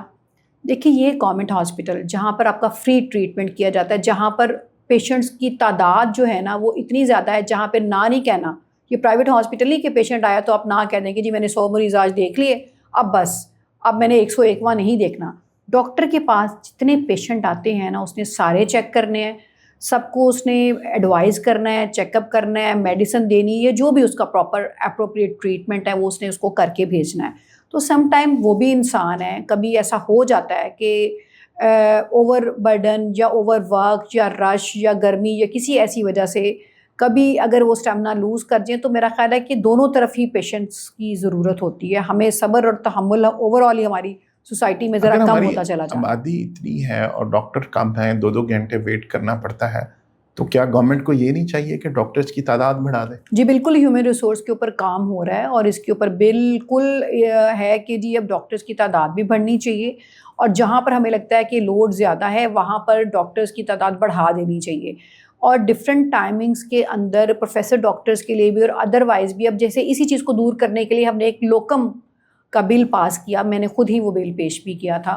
لوکم پہ یہ ہے کہ آپ ڈاکٹرز کو بھرتی کر لیتے ہیں, وہ ان کی جاب پہ وہ آ جاتے ہیں, اور اگر ایک جگہ 2 ڈاکٹرز تھے تو اب اس کی جگہ پہ 4 ڈاکٹرز کام کر رہے ہیں. اور اس سے یہ ہوتا ہے کہ ڈیلی بیسس کے اوپر جو ڈاکٹر کی اسپیشلٹی ہے یا جو اس کی کیپیبلٹی یا کیپیسٹی ہے, اس کی قابلیت کے اکارڈنگ جو ہے وہ ان کو ڈیلی بیسس کے اوپر ان کی سیلری ان کو پے کی جاتی ہے. اور میں سمجھتی ہوں کہ یہ لوکم والا جو ہم نے بل کیا اور اس پہ امپلیمنٹیشن ہوگی, اور ابھی بھی آج کل بھی اس کے اوپر مختلف ہاسپٹلس کے اندر ڈاکٹرز رکھے جا رہے ہیں, تو اس سے کافی جو برڈن ہے نا وہ کم ہو بھی رہا ہے, اور آئندہ آنے والے دنوں میں مزید کم ہو جائے گا. میں آپ تو یہ گورنمنٹ کی بات کر رہے ہیں, میں پرائیویٹ کی بات کر رہا ہوں. میں خود آپ کو بھی ایک چھوٹا سا قصہ سناتا ہوں. میں ایک ہاسپٹل میں گیا, بڑا, میں بھی نام نہیں لیتا, بڑا اس کے بڑے سارے ہاسپٹل ڈفرینٹ ایریاز میں, تو میرے نزدیک تھا, تو میں نے کہا چلے جاتا ہے. 4,000 روپے میں نے پے کیا, کہ کوئی سفارش نہیں, حالانکہ بہت سارے ڈاکٹرس آتے بھی ہیں, دوست ہیں, پوڈ کاسٹ بھی کرتے ہیں. تو میں نے ایک اہتمام حجت کیا کہ ایک عام نارمل روٹین میں پیسے دیں اور چیک کروائیں. تو میں پتہ نہیں میرا رویہ غلط تھا یا نہیں, یہ آپ نے فیصلہ کرنا ہے. تو میں جب ڈاکٹر صاحب کے وہ ویٹنگ روم میں, پہلے تو مجھے 45 منٹ 4,000 روپیہ دینے کے بعد میں نے 45 منٹ ویٹ کیا. ویٹ کرنے کے بعد میں ڈاکٹر صاحب باہر بڑے ان کی ڈگریز لگی تھی FPCS MS اب دیکھیں نا پرائیویٹ ہاسپٹل کا بھی آپ بتا رہے ہیں کہ آپ کو اتنی دیر انتظار کرنا پڑا. میں بتا رہا ہوں کہ اس کے بعد وہ انگلینڈ UK USA بلا بلا بلا. جب ان کے پاس گیا ڈاکٹر صاحب بیٹھے سامنے, جی السلام علیکم, میں نے فائل رکھی, رپورٹس پڑھی ہوئی تھی, رپورٹس دیکھی, اچھا یہ ہے, یہ بتائیں. میں بتاتا گیا. 1 منٹ کے لیے خاموش ہوئے تو میں نے کہا ڈاکٹر صاحب تھوڑا مجھے ٹائم دیجیے گا, تو میں نے بھی کچھ بتانا ہے. تو ڈاکٹر صاحب آگے سے کہتے ہیں کہ سوری میرے پاس ٹائم نہیں ہے, جو میں پوچھ رہا ہوں اس کا جواب دیں. میں نے کہا جی ٹھیک ہے. میں نے فائل بند کی. میں نے کہا ڈاکٹر صاحب میرے پاس بھی ٹائم نہیں ہے آپ کو جواب بتانے کا. پونا گھنٹہ میں نے ویٹ کیا, 4000 روپیہ دیا آپ کو, تو اور آپ میری بات سننے کے لیے آپ کے پاس ٹائم نہیں ہے. میں تو آپ کو چیک نہیں کروانا. اب پھر ڈاکٹر کے آپ جیسا, میں نے کہا لوگ تو آپ کو مسیحا کہتے ہیں, یہ مسیحا ہی کر رہے ہیں آپ میرے ساتھ. میں نے آپ سے کوئی سفارش کرائی, کوئی ڈسکاؤنٹ لیا, ویٹ بھی کراؤں, اور آپ کو مجھے سننے کا ٹائم نہیں ہے آپ کے پاس. میں نے آپ کو چیک نہیں کروانا. میں نے فائل بند کی. اب ڈاکٹر کو سمجھ آ گئی کہ یہ میں نے کہا باقی خیر میں نے جو بھی بولا. ڈاکٹر پھر اس کے 2 منٹ بعد منتیں ترلے, پانی, وہ جو یار میں سٹریس میں تھا, یہ تھا, یہ پانی پیئے, یہ کرے. اب یہ تو رویے پرائیویٹ والے ڈاکٹر, انسانوں کو انسان تھوڑی سمجھتے. ایک اور سوال اسی حوالے سے میرے ذہن میں آیا. اچھا سوری میں ابھی اس میں انٹرپٹ یوں کرنا چاہ رہی ہوں کہ میرا چونکہ وکالت سے تعلق ہے, میں بیہیویئرس کی بات آپ کو بتاتی ہوں. وکالت اور ڈاکٹر دونوں کے پاس ہوتا ہے کہ جب پیشنٹ ڈاکٹر کے پاس آئے تو وہ تسلی سے اپنی بات کر لیں تو اس کو لگتا ہے میرا آدھا مرض ٹھیک ہو گیا. اسی طرح سے وکیل کے پاس جب کلائنٹ آتا ہے نا, تو آپ اگر غور سے اس کی بات سن لیں نا, تو بہت ساری باتیں اننیسیسری ہوتی ہیں, اور اننیسیسری باتوں میں کچھ تعلق اس کا وکالت سے نہیں ہوتا. ہمیں بڑی ٹپیکل سی معلومات چاہیے ہوتی ہے, اور وہ معلومات مل جائے تو ہم اس کا کیس کنٹیسٹ سمجھ بھی سکتے ہیں اور لڑ بھی سکتے ہیں. لیکن اس میں بھی اب ڈفرینٹ وکلا اور ڈفرینٹ ڈاکٹرس کے بیہیویئرس کی بات. میرے ہسبینڈ بھی وکیل ہے. میرے ہسبینڈ کے پاس جب کلائنٹ آتا ہے وہ انتہائی ٹو دی پوائنٹ مختصراً بات کرتے ہیں اور زیادہ بات ہی نہیں کرتے, اور میں ہمیشہ ان سے یہ گلا کرتی ہوں کہ بھئی آپ سن لیا کریں پلیز. تو کہتے ہیں بس مجھے سمجھ آ گئی تھی, اب اس کو تو کیس چاہیے نا, اس کا کیس اس کو ریلیف مل جائے گا. جبکہ میں ایسا نہیں کرتی. میں چاہے اس کی بات 2 منٹ میں کمپلیٹ ہونی ہو تو میں اپنے کلائنٹ کو آدھا گھنٹہ دیتی ہوں کہ آپ بات کرو, اپنی ساری جو کتھارسس ہے وہ اپنا کتھارسس کر لے. کرنے کے میں آپ کو بڑی وہ لائٹ سی بات بتاؤں گی. خاتون آتی ہے, آ کے کہتی ہے سب سے, ویسے تو بہت بڑی بات ہے ایموشنلی بھی, سوشلی, ریلیجیسلی بھی, کہ خلا کا جو کیس ہے, یعنی سب سے چھوٹا کیس جو ٹیکنیکلی جس کو سمجھا جاتا ہے, تو اس میں خاتون آ کے اگر وہ مجھے صرف یہ کہہ دینا کہ مجھے یہ بندہ اچھا نہیں لگتا, اللہ نے اس کو یہ رائٹ دیا اور قانون نے بھی, یہ میرا ID کارڈ ہے, یہ میرا نکاح نامہ ہے اور میں نے اس سے خلا لینی, دیٹس اٹ. 30 سیکنڈ کی بات ہے. لیکن وہ کہے گی میری شادی ہوئی تھی تو میرے ساس نے مجھے بھاری سیٹ نہیں ڈالا تھا اور مجھے جوڑا ہلکا دیا تھا, اور پھر جب میں گئی تو کھانے میں اچھا کھانا نہیں بنا تھا, اور مجھے فلاں ٹائم پہ اس نے کہا تم جلدی سو کے کیوں نہیں اٹھی, تم نے یہ کیوں نہیں کیا, تم نے وہ کیوں نہیں کیا, فلاں ٹائم پہ دعوت پہ مجھے نہیں لے کے گئی اور خود وہ چلے گئے. وہ ساری یہ باتیں آپ کو سنائے گی اور میں سنوں گی, اور یہ سب نہیں سنتے, یہ سب نہیں سنتے, ہر ایک کی اپنی نیچر ہے نا. تو میرا اپنا بلیو ہے, اور کسی اور وکیل کا یا کسی اور ڈاکٹر کا اپنا بلیو ہے. کچھ وکلا سنتے ہیں, کچھ ڈاکٹر سنتے ہیں, کچھ نہیں سنتے ہیں. میرا یہی بلیو ہے کہ سننا چاہیے, اس کو اپنا کتھارسس کر لینے دیں. اور میں نے اس کتھارسس کی وجہ سے کتنے ہی صلح کرا دی. خلا کے لیے آئے, لیکن چونکہ میں نے اس سے بات سنی, پھر میں نے اس کو تھوڑا موٹیویٹ کیا, اس کو سمجھایا, دوسری پارٹی سے ملی, اور ماشاءاللہ ان کی صلح ہو گئی. بات صلح کے بعد فیس ملی کہ نہیں؟ فیس ہم پہلے ہی لے لیتے ہیں. اچھا دیکھیں, یہ ہر پیشنٹ ہے چاہے کسی مسئلے میں الجھا ہوا کوئی عام شہری ہے, دونوں کو کیا چاہیے ہوتا ہے؟ کتھارسس کرنا. جی ایسے ہی ہے. وہ پریشان ہے, اس نے اپنی بات, اس کو کوئی کندھا چاہیے ہوتا ہے, وہ چاہے ڈاکٹر کی شکل میں ملے, چاہے کسی دوست کی شکل میں ملے, چاہے کسی وکیل کی شکل میں. اگر آپ نے کندھا ہی نہیں دینا جس کے لیے وہ مارا پھر رہا ہے, اسی کے لیے تو وہ پیسے دے رہا ہے, آپ نے وہ بات ہی نہیں. اچھا یہ ہمارے حالانکہ ڈاکٹرز کی ٹریننگ کا حصہ ہونا چاہیے. میڈیکل ایتھکس ہے جی, ایتھکس ہے کہ آپ پیشنٹ کی بات سنیں, وہ سنتا ہی نہیں ہے. خیر اس پہ رویے پہ بھی کام کر رہے ہیں آپ لوگ؟ جی بالکل ہو رہا ہے جی. میں نے آپ کو پہلے بتایا کہ ڈفرینٹ موقعوں پہ ڈفرینٹ سیمینارز, ابھی میں کل گئی ہوئی تھی, بڑا ڈیٹیل بریسٹ فیڈنگ کے اوپر ایک ایڈوکیسی سیمینار تھا, بڑا ہی شاندار, کے کنگ ایڈورڈ میڈیکل یونیورسٹی میں, اور نرسز کو یہ بتایا جا رہا تھا, اور اس میں یہ بتایا جا رہا تھا کہ ہم کیسے اپنے بچوں کو بیماریوں سے بچا سکتے ہیں اگر ہم ان کو پراپر مدر فیڈ کی طرف لے جائیں. تو خاتون کو وہ بڑا واضح پروفیسر صاحبہ ہیں, انہوں نے یہ کہا کہ یہ ماں کی ذمہ داری نہیں ہے کہ وہ اپنے بچے کو دودھ پلائے. یہ نرس کی ذمہ داری ہے کہ وہ اس کو موٹیویٹ کرے, اس کو ایڈوکیٹ کرے اور اس کو بتائے کہ کس طرح اس نے مدر فیڈ کرنا ہے, کیونکہ مدر فیڈ سب سے پہلی ویکسینیشن ہے بچے کی, اور جو بچہ مدر فیڈ لیتا ہے بے شمار بیماریوں سے تو وہ ویسے ہی بچ جاتا ہے. تو یہی میں نے آپ کو ایک ایگزامپل دیا کہ اس طرح سے نرسز اور ڈاکٹرز کے بیہیویئر کے اوپر بھی کام ہو رہا ہے کہ انہوں نے کیسے اپنے پیشنٹ کو اٹینڈ کرنا ہے اور کیسے اس کی ویلفیئر کی بات کرنی ہے. اچھا ایک بات اور بتائیے گا, اس پہ یقیناً آپ غور و خوض کر رہی ہوگی آپ کی گورنمنٹ, کہ یہ ابھی ہمارے یہاں پرائیویٹ میڈیکل کالجز بہت زیادہ ہوگا. جی, فیس 2 ملین سے لے کے 3 ملین کے درمیان پرائیویٹ میڈیکل کالج کی فیس ہے, ایسے ہی؟ جی. اب ایک اسٹوڈنٹ کوئی بھی پیرنٹس کسی بھی 5 سال میں اگر اس کو لگتے ہیں ہاؤس جاب ڈال کے تقریباً یہ 1.25 کروڑ روپے میں 1.5 کروڑ میں آپ کو کپڑے آنے جانے کا خرچہ, ایک ڈاکٹر آپ کو 5 سالوں میں 1.5 کروڑ روپے میں پرائیویٹ میں بند پڑتا ہے, ایسے ہی ہے؟ جی جی, آپ اپنی بات کریں پھر میں ڈیٹیل میں بات جی ہاں, اس پہ میرا خیال ہے کہ بات کرنی بھی چاہیے. جی جی. اب جو میرے ذہن میں کانسیپٹ ہے کہ 1.5 کروڑ روپیہ 5 سالوں میں لگانے کے بعد جب ایک ڈاکٹر بن کے نکلتا ہے تو اس کو سیلری کتنی ملتی ہے؟ 60,000 50,000, اور سرکاری ہاسپٹل میں پھر جاب کے لیے وہ مارا پھر رہا ہوتا ہے. اس پہ کیا کہیں؟ دیکھیے پہلی بات تو یہ کہ جو آپ نے فی پرائیویٹ میڈیکل کالجز کی بات کی, کچھ عرصہ 1 سال پہلے تک تو ایسا ہی تھا کہ فری ہینڈ تھا میڈیکل کالجز کو, کہ وہ بہت ساری فیسیں چارج کر رہے تھے. لیکن اس کے بعد ایک ہمارے جو نائب وزیر اعظم ہیں ڈار صاحب کی, اسحاق ڈار صاحب کی سربراہی میں ایک میٹنگ ہوئی پورے پاکستان کی. اس میٹنگ میں میں بھی زوم پہ موجود تھی, ہمارے ہیلتھ منسٹر اس کو ہیڈ کر رہے تھے پنجاب سے. تو اس میں ایک کیپ لگایا گیا ہے, اس کے اندر ایک لائحہ عمل طے کیا گیا کہ اس سے زیادہ فیسیں جو ہے نا میڈیکل کالجز جو ہیں وہ نہیں لیں گے. وہ کیا اور وہ 18 لاکھ روپے کا. اور اس کے بعد اس کے اندر ایک نوٹیفیکیشن آ چکا ہے اور ایک لا اور ایک رول بن چکا ہے کہ میڈیکل کالجز اس سے زیادہ فیس نہیں لیں گے. اگر کوئی میڈیکل کالج زیادہ فیس لیتا ہے اور وہ کروڑوں میں اگر لیتا ہے تو وہ اللیگل ہے اور اس کی کمپلین کی جا سکتی ہے, اور اس کے اوپر ظاہر ہے کہ پھر ایک چیک ہے اور اس کو روکا جا سکتا ہے کہ اگر اس طرح کی کوئی کمپلین آتی ہے. آج بھی آپ دیکھیں نا پرائیویٹ میڈیکل کالجز کی, آپ نیٹ پہ جائیں فیس لکھیں کتنی, تو ان کی ابھی بھی ان کی ویب سائٹ پہ فیسز پڑی ہوئی ہیں.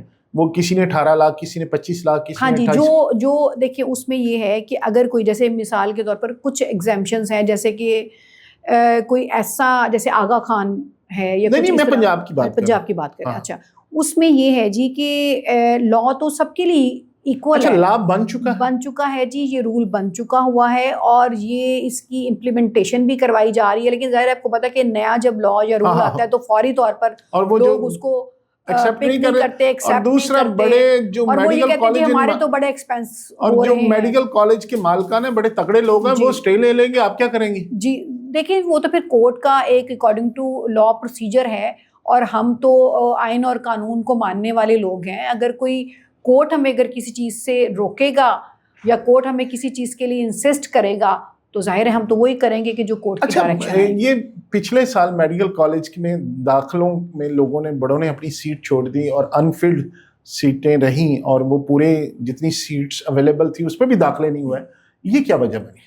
دیکھیں اس میں یہ ہوتا ہے کہ یہ فیسز ہی بڑی وجہ تھی. دیکھیں نہیں, میں آپ کو بتاتی ہوں. ابھی آپ نے بات کی نا کہ فیس ہوتی ہے, اتنی فیس دینے کے بعد بچے آتے ہیں اور پھر اتنی چھوٹی سیلری کے اوپر. پہلی بات تو یہ ہے کہ اگر جو ماں باپ اتنا کروڑوں روپیہ جیسے آپ نے کہا کہ لوگ لگاتے ہیں, تو ہمارے یہاں نا ایک یہ بھی بڑا بن گیا ہوا ہے کانسیپٹ, خصوصاً لڑکیوں کے لیے, کہ جی اس کو میڈیکل فیلڈ میں بھیج دیں اور ڈاکٹر کہیں گے اور رشتہ اچھا ہو جائے گا اور ایک نام کے ساتھ ڈاکٹر جڑ جائے گا, اور وہ انفارچونیٹلی فیلڈ میں نہیں آتی ہیں. اور تو بھئی اگر آپ نے فیلڈ میں کام نہیں کرنا, اور اگر کرنا ہے تو آپ کو پتہ ہے پہلے سے کہ اس میں اتنا سیلری پیکیج ہے اور شروع یہاں سے ہوگا یہ, تو وہ ایڈمیشن کے وقت ہم نے اپنے بچے کا کیلیبر بھی دیکھنا چاہیے. اور ایڈمیشن کی جو آپ نے بات کی اس میں یہ بھی ہوتا ہے کہ جو کرائٹیریا یا میرٹ طے کر دیا جاتا ہے, چاہے وہ پرائیویٹ میڈیکل کالج کا ہو یا گورنمنٹ میڈیکل کالج کا ہو, اس کرائٹیریا پر اگر کوئی اسٹوڈنٹ پورا نہیں اترے گا اور سیٹیں باقی بچ جائیں گی تو وہ خالی رہیں گی. اچھا, دوسری ایک چیز یہ آپ مجھے بات بتائیے گا, کیا آپ کو لگتا ہے کہ جو ایم ڈی کیٹ ہے یہ جسٹیفیکیشن ہے وہ یہ فیڈرل سبجیکٹ ہے کہ دیکھیں ایک ٹائم تھا جو ہمارا ٹائم تھا کہ ہم بڑا اچھا آپ نے سوال اچھا یہ میرٹ پہ ہم بات کرتے ہوتے تھے کہ ہم نے پتہ ہے ایف ایس سی پڑھی, میٹرک پڑھا, اس کے نمبر, اور ایف ایس سی میں بھی اتنا پڑھنا پڑتا ہے. آپ کو پتہ ہے میں خود FSc pre medical میں کیا ہوا ہے, تو آپ کو بھی شاید پڑھا ہو آپ نے, تو بڑا مشکل کا. اس کے بعد پھر رگڑا, پھر یہ زیادتی کہ ایک طرف گورنمنٹ اعلان کرتی ہے کہ یہ 16 اگست کو ایم ڈی کیٹ ہوگا, اب فیسیں دے کے بچوں کے ابھی پریکٹیکل ہو رہے ہیں, تو پھر میڈیکل کے اس کے ایم ڈی کیٹ کی بھی تیاری ہے, اور پرائیویٹ میں جا کے وہ تیاری بھی ایم ڈی کیٹ کی کر رہے ہیں, اور ساتھ ساتھ پریکٹیکل بھی دے رہے ہیں, رزلٹ بھی نہیں ابھی آیا. تو یہ اتنی زیادتی, اتنا ایجوکیشن سسٹم کمپلیکس بنایا ہوا ہے. نہیں, یہ زیادتی نہیں ہے. دیکھیے ایک انسانی جان آپ کے ہاتھ میں آنے والی ہے. جب آپ ڈاکٹر بنیں گے تو آپ نے ایک انسان کی جو جان ہے نا, وہ ساری پھر اللہ کے بعد ڈاکٹر کے حوالے ہے. جب وہ ہاسپٹل میں آئے گا پیشنٹ, ہم کہتے ہیں پہلے ڈاکٹر کی جان نکال لیں. نہیں, ڈاکٹر کو اس کرائٹیریا پہ لانے کے لیے کہ وہ ایک اچھا ڈاکٹر بن سکے, ایک اچھا معالج بن سکے, اگر اس نے ایف ایس سی میں, دیکھیں یہ ایک کراس چیک ہے, اس کی میٹرک, اس کی ایف ایس سی کا ایک کراس چیک ہے یہ جو ایم ڈی کیٹ ہوتا ہے, کہ اگر کہیں پر کوئی ایسی اونچ نیچ ہو گئی یا کوئی ایسا, آپ کو پتہ ہے کہ کہیں پورے ملک میں کہیں ایجوکیشن سٹینڈرڈز جو ہیں وہ کہیں لو بھی ہیں, کہیں ہائی بھی ہیں. آپ پنجاب سے باہر چلے جائیں تو آپ کو بہت ساری باتیں پتہ ہے کہ کہاں پر کیا کیا ہو رہا ہے. تو ان چیزوں کے اوپر چیک رکھنے کے لیے یہ بہت ضروری ہے کہ اگر کوئی ایف ایس سی, آپ نے جیسے فرمایا کہ آپ نے ایف ایس سی کیا ہے, آپ نے اپنی محنت کے ساتھ اتنے مارکس لیے ہیں, تو اگر آپ نے اپنی محنت سے وہ ایف ایس سی کیے ہیں تو آپ ایم ڈی کیٹ بھی کر لیں گے, اور اگر آپ نے اپنی محنت سے وہ نہیں کی تو ظاہر ہے کہ وہاں پہ آپ کا پول کھل جائے گا. مجھے ایک بات بتائی, میں نے 2 سال بڑا زبردست, میرے مطلب 95% 94% میرے مارکس بھی آ گئے, پڑھا میں نے, مطلب پارٹ 1 میں بھی آ گیا, ایف ایس سی پارٹ 2 میں بھی آ گیا. ایم ڈی کیٹ میں 3 گھنٹے کا ایگزام کسی وجہ سے میں لوز کر گیا, میری طبیعت نہیں ٹھیک, مجھے اس دن کوئی پرابلم ہو گیا, میرے سر میں درد ہو گئی, میں رات کو سو نہیں سکا. میں نے 2 سال پورے ایف ایس سی کی, اس کا میرا اتنا, اور یہ 3 گھنٹے کا رزلٹ جو میں نے رٹا لگایا, اگر میرا وہ رٹا ٹھیک نہیں لگا یا کسی وجہ سے میں آؤٹ آف مائنڈ ہو گیا یا میری کوئی پرابلم ہو گئی, گھر میں کوئی پرابلم ہو گیا, تو میں تو گیا, میرا 2 سال بھی گیا. صرف ایک پہلی بات تو یہ کہ صرف ایم ڈی کیٹ کے اوپر آپ کا نہیں ہوتا نا, آپ کے پیچھے جو مارکس ایف ایس سی کے ہیں وہ بھی کاؤنٹ ہوتے ہیں. دوسری بات یہ ہے کہ یہ تو پھر آپ کے ساتھ ایف ایس سی کے ایگزام میں بھی ہو سکتا ہے, یہ تو کسی بھی ایگزام میں ہو سکتا ہے. اب اس خیال کو لیتے ہوئے پھر ایف ایس سی کے ایگزام بھی نہ کوئی دے کہ جی میں نے تو کالج کے اندر جتنے ایگزامز دیے تھے میرے تو 95% آتے رہے, این اس دن جس دن میرا پیپر تھا میں بیمار ہو گیا یا میری خدا نہ خواستہ کوئی ایسا معاملہ ہو گیا کہ میں اپنے ایگزامینیشن ہال تک نہیں پہنچ سکا, تو کیا اسی صورت میں آپ کو پاس کر دیا جائے گا؟ اچھا, یہ ریومر تھی کہ ایم ڈی کیٹ ختم ہو سکتا ہے, کہیں پہ ہے ایسا؟ نہیں, فی الحال تو ایسا کوئی ایم ڈی ختم نہیں ہوگا ایسا, فی الحال تو ایسی تو یہ ابھی جو سیٹس, اس چیز پہ بلیو کرتی ہوں جو ان بلیک اینڈ وائٹ سامنے ہوتی ہے. وکیل ہوں, لکھے پڑھے پہ یقین کرتی ہوں, میں نے ایسا ہی لکھا اور پڑھا. اچھا چلے, آپ وکیل بھی ہیں, پارلیمانی سیکرٹری بھی ہیں, ہم آپ سے اس طرح کے سوال بھی پوچھ لیتے ہیں کہ آپ یہ بتائیں کہ ایک پارلیمانی سیکرٹری یا ممبر پنجاب اسمبلی کی کا خرچہ کتنا ہے اور پڑھی لکھی تنخواہ اس کو کتنی ملتی ہے؟ دیکھیں جی, جو پارلیمنٹری سیکرٹری ہے اس وقت اس کو جو تنخواہ اس کے ہاتھ میں آتی ہے 4,50,000 روپیہ ہے. جو ٹیک ہوم ہوتا ہے جی, آفٹر ٹیکس؟ جی جی ایسے ہی. اور عام جو پنجاب اسمبلی کا ممبر ہے اس کے کتنے پیسے ملتے ہیں؟ اس کی تھوڑی سی کم ہے اس سے. اچھا. لیکن اس کو یہ ہوتا ہے کہ اس کو وہ جو اسمبلی سیشنز اٹینڈ کرتا ہے نا, اس کا ڈیلی الاؤنس جو ہے وہ پارلیمنٹری سیکرٹری سے بہت زیادہ ملتا ہے. اچھا. فائنینشلی پارلیمنٹری سیکرٹری جو ہے نا وہ ایک ایم پی اے سے تھوڑا نیچے رہتا ہے. اچھا. ذمہ داریاں اس کی زیادہ ہوتی ہیں. ذمہ داریاں زیادہ ہوتی ہیں لیکن پیسے اتنے نہیں ملتے. پیسے اتنے نہیں. اچھا, ایک چلے آپ نے سیشن کی بات کی, پنجاب اسمبلی میں یا کسی بھی نیشنل اسمبلی میں, چونکہ آپ ممبر ہیں تو ہم بات کر لیتے ہیں, آپ کو لگتا ہے کہ جتنا اجلاس کا خرچہ ہوتا ہے اسمبلی کے اجلاس کا, اتنا خرچے کا کوئی حاصل و سوق بھی ہوتا ہے؟ بالکل, بڑا اچھا آپ نے سوال کیا. دیکھیں, اسی خرچے کو کم کرنے کے لیے ہمارے اسپیکر پنجاب اسمبلی سیکرٹری اور ہماری سی ایم صاحبہ کی لیڈرشپ میں ہماری پنجاب اسمبلی کو ای اسمبلی بنا دیا گیا, اور ڈیلی کی بیسس کے اوپر جو بہت سارے کاغذات اور دستاویزات کے اوپر بہت سارا خرچہ آتا تھا, بجٹ کی جو چیزیں آتی تھیں, اور بے شمار وہ کروڑوں روپے کا اس کے اندر جو ہے نا وہ بچت ہوئی ہے. اور اب ہمیں وہ فکس کر دیے گئے ہیں, ہماری سیٹس کے اوپر ٹیبز ہیں, اور جو ڈیلی پیپر کے اوپر خرچہ آ رہا تھا نا وہ بچ گیا. تو میں یہ سمجھتی ہوں کہ ایوان آپ کو پتہ ہے سب سے زیادہ مقدس جگہ ہے, وہاں پر پالیسیز بنتی ہیں, وہاں پہ رولز بنتے ہیں, وہاں پہ لا بنتے ہیں اور وہ پھر امپلیمنٹ ہوتے ہیں. تو اس جگہ پہ آپ نے جو خرچ کرنا ہے اسی سے تو آپ کے ملک اور آپ کے صوبے نے چلنا ہے, وہاں سے تو پالیسیز نے بن کے آنا ہے. تو وہ خرچہ تو ظاہر ہے پھر کرنا پڑتا ہے نا, لیکن اس میں کس طرح سے بچت کی جا سکتی ہے اس کے لیے بہترین اسٹریٹجی اس وقت ہمارے اسپیکر پنجاب اسمبلی نے بنائی, اور ہمیں ایک اسمبلی جو ہے انہوں نے بنا دی ہے جس کے اندر کروڑوں روپے کا اس بجٹ میں, پوری ایگزیکٹ کیلکولیشن اس وقت میں آپ کو نہیں دے سکتی, لیکن باقاعدہ جس دن ہمارا یہ بجٹ تھا اس دن اناؤنس کیا گیا تھا کہ اتنے کروڑ روپے کی ہماری بچت ہو گئی ہے کاغذات کی. تو اس طرح سے بچت کی جا سکتی ہے. ممبر پنجاب اسمبلی آتا ہے اجلاس اٹینڈ کرنے, وہاں کورم پورا نہیں ہوتا, واپس چلا جاتا ہے, ٹی اے ڈی اے ملتا ہے اس کو بھی؟ ظاہر جب اٹینڈنس ہو جاتی ہے پھر تو ٹی اے ڈی اے ہوتا ہے. جب اجلاس اگر شروع ہو گیا ہے تو پھر تو ظاہر ہے کہ وہ آیا ہے نا, اپنے ایک بندہ پنڈی سے آیا ہے. اچھا ایک اور چیز, آخری سوال, یہ ہمارے جو اسپیکر صاحب آئے ہیں ابھی, ان کو کہا جاتا ہے ہمارے میڈیا کے دوست کے اس جیسا عوامی اسپیکر ہم نے نہیں دیکھا, انہوں نے سارے دروازے کھول دیے ممبرس کے لیے بھی, پبلک کے لیے بھی, میڈیا کے لیے بھی, ایسا ہے؟ اپوزیشن کے لیے بھی. اپوزیشن کے لیے بھی؟ اچھا جی بالکل آپ کی بات ٹھیک ہے, میں آپ کی بات سے اگری کرتی ہوں, اور میں ان کا جو ویژن ہے یا جو ان کا کیلیبر ہے اس کو سیلوٹ کرتی ہوں کہ جس طرح سے وہ اس وقت ہاؤس چلاتے ہیں. جب وہ سیشن ہوتا ہے تو اتنے توازن سے, اسپیکر اسمبلی کون ہوتا ہے؟ اسپیکر ہوتا ہے کسٹوڈین آف دا ہاؤس. وہ جس ہاؤس کا کسٹوڈین ہے تو اس کی یہ ذمہ داری ہے کہ چاہے وہ کسی بھی پارٹی سے تعلق رکھتا ہے اسپیکر بننے سے پہلے تک, وہ ٹریجری بینچز کو بھی اتنی ہی اپرچونٹیز دے اور وہ اپوزیشن کو بھی اتنی اپرچونٹی دے. آپ کسی بھی اسمبلی کے اجلاس کی کارروائی اٹھا کر دیکھ لیں, بھرپور ٹائم دیتے ہیں اپوزیشن کو, ایک بہترین پلیٹ فارم ہے اپوزیشن کے پاس جہاں سے وہ اپنی بات کر سکتے ہیں, اور کبھی ایسا نہیں ہوا کہ اسپیکر صاحب نے الاؤ نہ کیا ان کو بات کرنا. چاہے میڈیا ریپرزینٹیٹیوز ہوں, چاہے اپوزیشن ہو, چاہے ٹریجری بینچز ہوں, وہ سب کو اپنی بات کرنے کا موقع دیتے ہیں. اور اپوزیشن والوں سے ان کی بڑی دوستی ہے جی, وہ لیکن اپنی جماعت کے لوگوں سے لڑائی ہو جاتی ہے. نہیں, ایسی بات نہیں ہے. دیکھیے بعض اوقات جی ہوتا ہے کہ فیلنگ یہ آتی ہے کہ جی لڑائی ہو گئی, لیکن ایسا کچھ بھی نہیں ہے.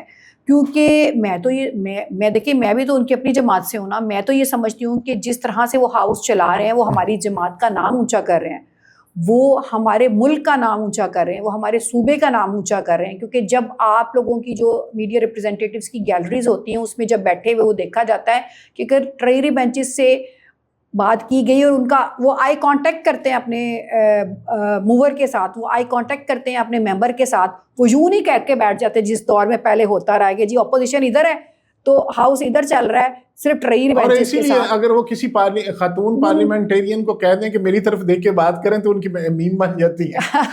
دیکھیے پھر اب جنہوں نے وہ مذاق بنانا یا کچھ ایسا کرنا ہے, وہ ایک میں سمجھتی ہوں وہ تو پھر ایک روٹین کی باتیں ہیں, یہ تو چلتی رہتی ہیں, زندگی کا حصہ ہیں. لیکن کچھ چیزیں کامن سینس کی بھی ہوتی ہیں, ہمیں صرف لفظوں سے نہیں پکڑ لینا چاہیے. دیکھنے کا مطلب یہ ہوتا ہے کہ جی آپ آئی کانٹیکٹ کے ساتھ اپنی بات کریں. لیکن اس کی بہت اچھی بات ہے کہ ان کے اپوزیشن کے لوگ میرے ساتھ آتے ہیں نا تو ان کی تعریف کرتے ہیں. جی بالکل, میں آپ کو ایک چیز ان کی ضرور یہ بتاؤں گی کہ اسمبلی کے اندر جب ایک اسپیکر اپنا منہ موڑ کے, جیسے کہ پہلے ہوتا رہا ہے جب ہم اپوزیشن میں تھے, منہ موڑ کے اپوزیشن سے بیٹھ جاتا ہے اور صرف اس کا مخاطب ٹریجری بینچز ہوتے ہیں, تو وہ ایک ویک اسپیکر ہوتا ہے, وہ ایک کمزور اسپیکر ہوتا ہے, کیونکہ اس کے اندر اتنی کریج, اتنی جرت نہیں ہوتی کہ وہ ان کو فیس کر سکے. ہمارے اسپیکر میں ایسی کریج, ایسی جرت ہے کہ وہ آئی کانٹیکٹ کے ساتھ فیس بھی کرتے ہیں, وہ ان کی بات سنتے بھی ہیں, اور پھر وہ اس کا جواب بھی ٹریجری بینچ سے. آخری سوال, آپ موجودہ سی ایم کے بارے میں, اپنی لیڈر کے بارے میں کیا کہیں گی؟ کون سے کام ان کو, آپ ان کی میٹنگز میں جاتی ہیں, کیا خوبیاں آپ کو لگتی ہیں کہ یہ اس سی ایم میں ہیں جو پچھلے سی ایمز میں نہیں تھی؟ دیکھیں جی, میں یہ سمجھتی ہوں کہ جو میری سی ایم ہیں, میں ان کو سی ایم تو کہتی ہی نہیں, میں تو ان کو سپر سی ایم کہتی ہوں. کیونکہ آج تک میں نے جب سے جتنی پالیٹکس دیکھی ہے یا جب سے ہوش سنبھالا ہے, بار دیکھی ہے, سیاست دیکھی ہے, میں نے ایسا سی ایم نہیں دیکھا. ہاں, اس سے پہلے میں نے شہباز شریف صاحب کو جیسے کام کرتے ہوئے دیکھا تو لگتا تھا کہ جیسے ایسا کام تو کوئی اور کر ہی نہیں سکے گا. لیکن چونکہ ان کے اندر وہی بلڈ ہے, انہوں نے اپنے والد صاحب سے, ہمارے قائد محترم میاں محمد نواز شریف صاحب سے سیکھا کیسے کام کرتے ہیں. انہوں نے میاں شہباز شریف صاحب سے سیکھا ہے کہ کیسے کام کرتے ہیں، کیسے محنت کرتے ہیں، تو وہ ساری چیزیں جو پہلے ان کے پاس سیکھنے کو نہیں تھی ان کو ان سے مل گئی، تو اس کے ساتھ ان کی اپنی قابلیت شامل ہوئی، ان کی ڈیڈیکیشن شامل ہوئی، ان کی آنیسٹی شامل ہوئی، اور یقین کریں میں نے جیسے ان کو کام کرتے ہوئے دیکھا ہے، وہ پورے دل کے ساتھ کام کر رہی ہوتی ہیں. ان کی خواہش ہوتی ہے کہ چاہے ہیلتھ ہے، چاہے ایجوکیشن ہے، یا چاہے یوتھ کی بات ہے، چاہے خواتین کی بات ہے، وہ اپنے فیصلے بہت ہی متانت کے ساتھ، دیانتداری کے ساتھ اور وزڈم کے ساتھ کرتی ہیں. اور یہی وجہ ہے کہ آپ دیکھ لیں کہ 2.5 سال کے اندر آپ ان کی پہلی تقریر ہی اٹھا کے دیکھ لیں، جس دن وہ سی ایم بنی تھیں اور جو انہوں نے تقریر کی تھی، اس میں سے جتنے پروجیکٹس انہوں نے انٹروڈیوس کروائے تھے، وہ سارے انیشیٹو صرف لفظوں کی حد تک نہیں رہے، وہ عملی جامہ پہن کے آپ کے سامنے تیار کھڑے ہیں. اور اس سے پیچھے کی بھی تقریریں آپ دیکھ لیں، اس سے پہلے جو پالیٹیشینز آتے رہے ہیں، جو اس سے پہلے سی ایم اس پر ایک الگ ہم آپ سے گفتگو کریں گے. آخری ایک اور سوال ذہن میں آ گیا، کوئی پریشانی تو نہیں ہوئی عمران خان صاحب کو ریلیف ملا ہے تو آپ کی جماعت کو کوئی کسی قسم کا ان کو کورٹ نے آرڈر دیا ہے تو آپ بینگ اے لائر کیا کہیں گی، یہ فیصلہ کیسا ہے؟ اور آپ جو کہ سیاستدان بھی ہیں تو آپ اپنی پارٹی کے حوالے سے کیا وہ کہتے ہیں نا کہ اندر کیا چل رہا ہے؟ دیکھیں، میں جس لیڈر کی ماننے والی ہوں نا، میاں محمد نواز شریف صاحب، وہ ایسے فیصلوں سے نہ کبھی گھبراتے ہیں نہ پریشان ہوتے ہیں، کیونکہ ہم رول آف لاء پر چلنے والے لوگ ہیں، ہم عدالتوں کے فیصلوں کو ماننے والے لوگ ہیں. ہم وہ نہیں ہیں کہ آج فیصلہ ہمارے حق میں آ گیا ہے تو ہم مٹھائیاں بانٹ رہے ہیں کہ جی بھئی ہمیں ریلیف مل گیا، ہمارے سو کالڈ لیڈر کو کہہ دیا گیا کہ جی جاؤ جی تم جا کے فلاں ہاسپٹل سے علاج کرا لو. یہی عدالتیں جب توشہ خانہ 2 میں آپ کے خلاف فیصلہ کرتی ہیں تو پھر آپ چیختے ہیں کہ جی عدالتیں جو یہ وہی عدالتیں ہیں جی جنہوں نے 26ویں ترمیم اور 27ویں ترمیم پہ بات کی ہوئی ہے، یہ وہی والی عدالتیں ہیں جنہوں نے آج ان کو یہ ریلیف دی ہے. اور رہ گئی بات قانون کی، تو قانون مجھے اور میری پارٹی کو یہ پورا حق دیتا ہے کہ ہم کسی بھی کورٹ کے فیصلے کو اگر اس کے اندر پروویژن موجود ہے اس کو چیلنج کریں، اس کا ریویو فائل کریں یا اس کی اپیل فائل کریں. اس پہ ریویو فائل کیا جا سکتا ہے، وہ ہمارا رائٹ ہے، اور جو عدالتیں فیصلہ کریں گی ہم اس فیصلے کو تسلیم کریں گے. بہت بہت شکریہ میڈم، آج آپ کے ساتھ بڑی زبردست گفتگو ہوئی، بڑا وہ پہلو ہم نے ڈسکس کیے جو طلبہ کے لیے بھی بڑے ضروری تھی جاننا. ناظرین، آپ کو اگر ہماری آج کی گفتگو، آج کی گل بات پسند آئی ہو تو اپنی رائے کا اظہار ضرور کیجیے گا، لیکن تہذیب کے دائرے میں رہتے ہوئے. اور دوسری بات، ویڈیو کو شیئر ضرور کیجیے گا. آپ کے ذہن میں کوئی سوال ہو تو وہ بھی پوچھ لیجیے گا. اپنا بہت خیال رکھیے. خدا حافظ.